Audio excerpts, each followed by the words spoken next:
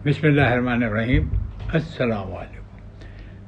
हमारी आपसे एक अगर हफ्ता बात ना हो या प्रोग्राम ना जाए तो पता नहीं आपकी क्या कैफियत होती है, और मेरी तो ये होता है कि मालूम होता है कि दुनिया की कोई खाली घड़ी रुक गई चलते चलते, प्रोग्राम रिकॉर्ड नहीं हुआ, प्रोग्राम गया नहीं।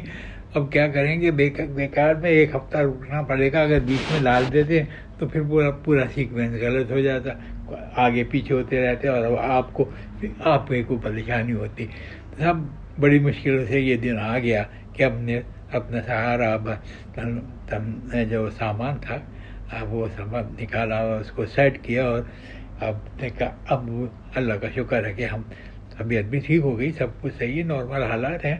अरे यार, ये तो कराची की दुबई की आबो हवा है यार, इसका कोई भरोसा नहीं होता कि कब कब हो जाए।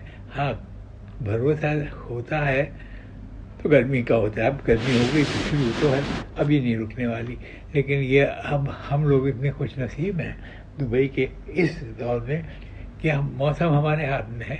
अगर बहुत सर्दी लग रही है, एसी को कम कर दीजिए, क्योंकि सेंट्रली एसी है वो हमारे पास कंट्रोल करने का। बाकी वो अपने ऊपर छतों पर उन्होंने लगा रखे हैं प्लांट भरे, तो सब वो कम कर लीजिए। अगर आपको गर्मी लग रही है तो ज़्यादा कर लीजिए। हाँ, मजबूरी ये है कि बारिश नहीं कर सकते। अगर ये होता तो बहुत गर्मी लग रही है, बारिश कर लो भाई, वो स्विच घुमाया काम किया, बारिश हो गई। ये नहीं है, पर मौसम ऐसा है कि ठंडक ज़्यादा हो जाए या ठंडक कम हो जाए तो उसको आप अपने हस्बे जायका नहीं, हस्बे हालात उसको सही कर सकते हैं। अब आज के जो प्रोग्राम है, और हाँ एक बात ज़रूरी कि जनाब ये प्रोग्राम जो आप सुनते हैं एक क्रिएट किए जाते हैं, बनाए जाते हैं, इनका हकीकत से कोई ताल्लुक़ नहीं होता। वो चिड़िया चुड़िया की कहानी होती थी एक ज़माने में, लैला मजनू की कहानियाँ होती थी, इसी किस्म की छोटी छोटी कहानियाँ हम भी गढ़ लेते हैं और आपको खिदमत में पेश कर देते हैं। आपको अच्छा लगता है, शुक्रिया। अगर नहीं भी अच्छा लगता तो आदी हो जाएंगे तो फिर अच्छा लगने लगेगा। तो खोल के ज़रूर देख लिया कीजिए ताकि हमारे पास नंबर भी बढ़ जाए। और जो अपने जानने वाले हैं उनसे रिक्वेस्ट करते हैं, भाई कुछ पैसा नहीं, ना लेना एक ना देना दो। तो ये ऐसा है कि अगर सब्सक्राइब कर लें तो हमारी काम करने में आसानी होगी। या तो चलते हैं प्रोग्राम की जानिब।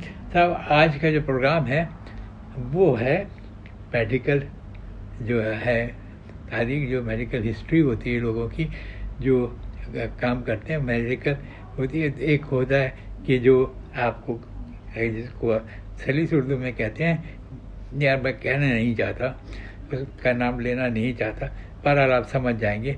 वहाँ पे सब जितने भी जहनी अमराज के मरीज़ होते हैं वो जमा होते हैं, उनका इलाज होता है। वो मेडिकल जो है, मेंटल हेल्थ का जो डिपार्टमेंट है वो हर मुल्क में होता है। हमारे यहाँ भी यहाँ शहरों में होते हैं जो जहनी मरीज़ हो जाते हैं, कुछ भूल जाते हैं, कुछ अजब किस्म की हरकतें होती हैं। तो एक हॉस्पिटल को उन्होंने अपने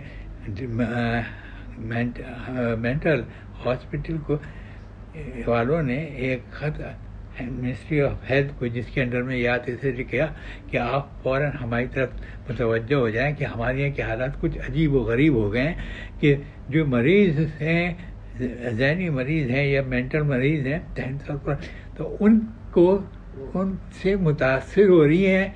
जितनी भी नर्सेज हैं वो सब उनसे मुतासिर हो रही हैं, और ये बड़ी बहुत ही अजीब व गरीब अलामत पैदा हो रही है। तो आप आएँ, विज़िट करें, देखें, लोगों से बात करें। जो है यहाँ का स्टाफ है, टीचिंग और केयर टेकिंग का स्टाफ जो है, उससे बात करें। वो ख़त चला गया जनाब। जब वहाँ के इंचार्ज डायरेक्टर से उनको मिला तो भाई उन्होंने कोई पसीने छूट गया, उन्होंने जल्दी से कोई आगे देखा ना पीछा, वो ख़त हाथ में पकड़ा और उसी रोज़ पहुँच गया जिस रोज़ उन्होंने लिखा था। क्योंकि ये लोकल जब वहाँ पहुँचे, इंट्रोडक्शन दिया तो उन्होंने कहा देखिए कोई हलचल नहीं मचेगी, आप जैसे काम कर रहे हैं वैसे ही काम करेंगे। अब मुझे अंदर अब हॉस्पिटल में ले जाने दीजिए, आप भी साथ चलिए। वहाँ की जो इंचार्ज डॉक्टरनी थी वो भी साथ हो गई। जैसे ही अंदर हॉल में घुसे तो वो साहब झटका खा के रुक गए, क्योंकि उनकी नज़र जो ऊपर गई तो रस्सी से बाकायदा तौर पे मजबूती के साथ एक साहब लटक रहे थे। इन्होंने पूछा कि ये क्या मसला है? कहने साहब मसला कुछ नहीं है, ये इनको मजबूरी पे इसकी ख्वाहिश थी, अगर ये ना ऐसा करते तो ये बड़ा उधम मचाते थे, तो इनकी ख्वाहिश के मुताबिक इनको हमने वो जो चाहते थे वो कर दिया। कहने लगे क्या चाहते थे? कहने लगे आप पूछ लीजिए। तो उन्होंने गर्दन ऊपर करके कहा क्यों साहब क्या मसला है आपका? कहने लगे मसला हमारा कोई नहीं है। बड़े जोर से फिर मसला होगा आपका, पता क्या होगा? आप कहेंगे नीचे उतर आओ, हम जब नीचे उतरेंगे तो अंधेरा हो जाएगा सारी इधर पूरी इलाके में। कहने लगे भाई यो क्यों? कहने लगे हम बहुत बड़े बल्ब हैं, हम रोशनी फेंक रहे हैं, रोशनी जा रही है तो सब रोशन है, जब हम उतरेंगे अंधेरा हो जाएगा, रात हो जाएगी। यार ये तो बड़ा ही काम की चीज़ है भाई। तो अच्छा अगर हम आपको रोके रखेंगे तो दिन रहेगा। दिन रहेगा जब तक हमारी मर्जी होगी, जब हम थक जाएंगे हम नीचे उतर आ जाएंगे, स्विच बंद कर जाएंगे, बिजली बंद हो जाएगी, जिससे ये सारा हिस्सा चल रहा है, और वो बिजली हमारी ही है, हम बंद कर लेंगे अपने आप को। कहते साहब अभी आप रहिए, बिल्कुल रहिए, हम मना नहीं कर रहे, हम तो पूछ रहे थे अपनी नॉलेज के लिए, आगे समझ में आपकी बात कहने लगे हाँ जी।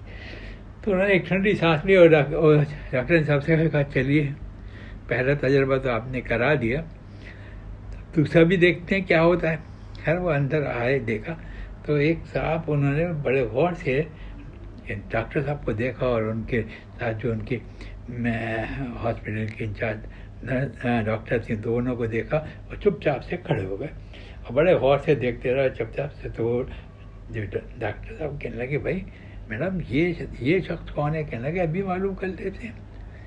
कहने लगे अच्छा देखते हैं, बहुत साथ साथ चल रहा है हमारे, देख रहा है, जो हम चीज़ देखते हैं वो भी देखता है, बड़े गौर से देखता है, बड़ी निगाहों से देखता है कि क्या चीज़ है, क्यों है, कैसे है, कि हमारा जहन में चल रहा है। खैर वो जब करीब आ गए उनको बुलाया कि इधर आओ भाई, वो आए तो उन्होंने सलाम किया, वालेकुम सलाम, इत्मीनान से, बहुत खुश हुए। कहने लगा आपकी तबीयत कैसी है? मेरी तबीयत को क्या हुआ था?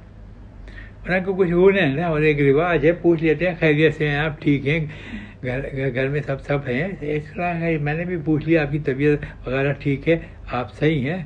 कहने लगे हाँ मैं बिल्कुल सही हूँ और यहाँ से मैं जाने भी वाला हूँ। उन्होंने कहा ये क्या? कहने लगे आपको मैं बता दूँगी, ये नॉर्मल की तरफ बहुत तेज़ी से राग़िब है और इंशाअल्लाह एक आध महीने में ये नॉर्मल पोजीशन पे आ जाएंगे और अब इसमें कोई नई एक्टिविटी नहीं कर रहे बल्कि सोच रहे हैं और समझ रहे हैं। खैर उन्होंने लिखा अच्छा आप जब जाएंगे चलिए हम आपको से बात ही कर लें थोड़ी, जब आप चले जाएंगे अब हम आए हैं आपसे मिलने। कह रहे हाँ ज़रूर कीजिए, हम आपका सवाल का जवाब भी देंगे, आपको हकीकत भी बताएंगे, जो कुछ भी हमसे हो सकेगा हम करेंगे। उन्होंने कहा अच्छा आप जहाँ से जब छुट्टी पाएंगे तो सबसे पहला काम क्या करेंगे?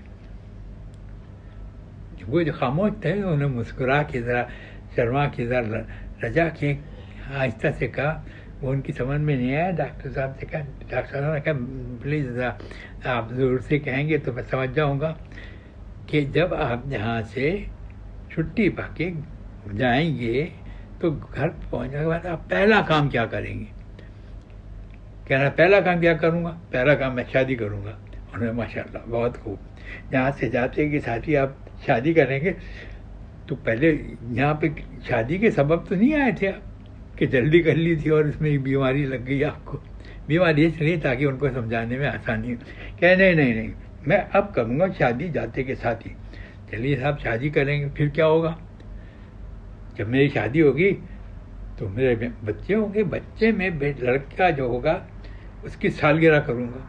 उन्होंने कहा अच्छा ये भी पहला बात है, पहली सालगिरह बड़े ज़ोरदार होगी, हमें भी बुला लीजिएगा, हम भी आ जाएंगे।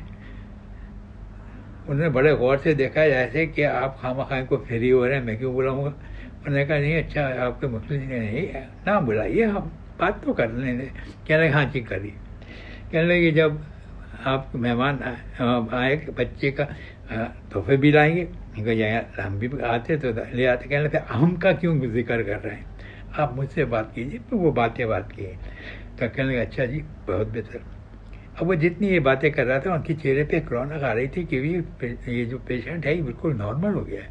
तो कहने लगे जब तोहफे आएंगे उसमें बेटे का कोई नेकर और बनी वो भी आते हैं कपड़े। कहने लगा हाँ आएंगे, इंशाल्लाह बिल्कुल आएंगे। मैं पता है क्या करूँगा। उन्होंने कहा हाँ जी, अब क्या करें। मैं उसका नेकर चुरा लूँगा। अब जो आए थे वो जरा थोड़े से झटका खा गया। कहने लगे ये अपनी पटरी पे चढ़ गया। कहने लगा अच्छा, चुरा के क्या करेंगे। कहेंगे उसका इलास्टिक निकालूंगा कि नेकर में जो बच्चों में होता है। कहने लगे चलिए वो भी निकाल लिया। इलास्टिक का क्या करेंगे। कहेंगे इसकी गुलेल बनाऊंगा। वो गुलेल बना के क्या करेंगे, चुड़िया मारूंगा। उन्होंने कहा चुड़िया भी मारते हैं, हमें शिकार भी करेंगे। कहने लगे जी हाँ, आपका कोई एतराज़ है। उन्होंने कहा नहीं भाई, मैं एतराज़ करने वाला कौन हूँ, आप जो दिल चाहे करें, चुड़िया मारेंगे आप। ठीक है। चुड़िया इतनी सी चुड़िया होती है, उसकी जब मारेंगे उसमें क्या फ़ायदा होगा। वो तो बिल्कुल ही जान नहीं होती। कोई खाने के लिए तो नहीं मारेंगे। तो आप क्या नहीं मैं खाने के लिए नहीं मारूंगा, मैं परों पे मारूंगा उसकी। जब परों पे लगेगा तो पर जख्मी हो जाएंगे तो उड़े नहीं। वो जब उड़ेगी नहीं तो मैं पकड़ने में मुझे आसानी होगी।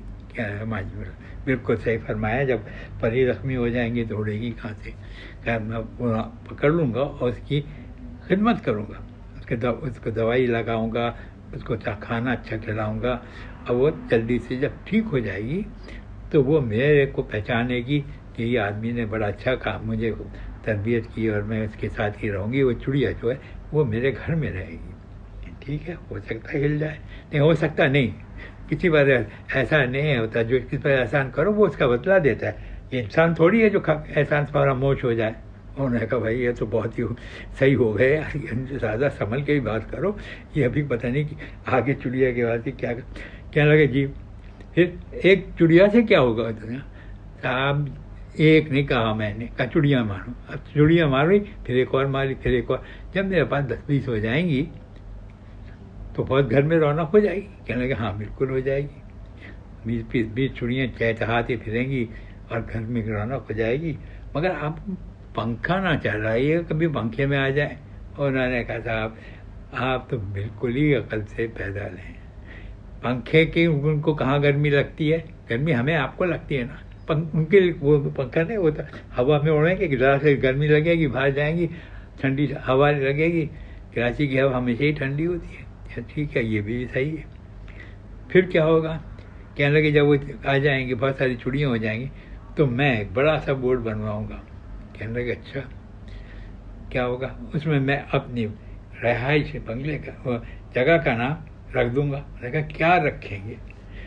कहेंगे मैं इस जगह का नाम रखूंगा चिड़ियाघर। मैंने कहा जी क्या कहा आपने।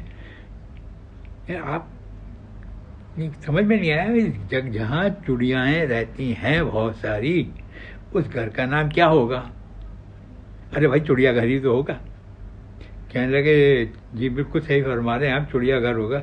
मगर चिड़ियाघर में तो जो मशहूर होता है, चिड़ियाघर में तो और भी जानवर। वो पागल है भाई, चिड़ियाघर में सिर्फ चिड़िया होनी चाहिए। हाथी का क्या काम, कौन देखेगा हाथी। चिड़िया तो खाएंगी पिएंगी खाएंगी फिरेंगी, हाथी थोड़ी देर रोनता फिरेगा लोगों को।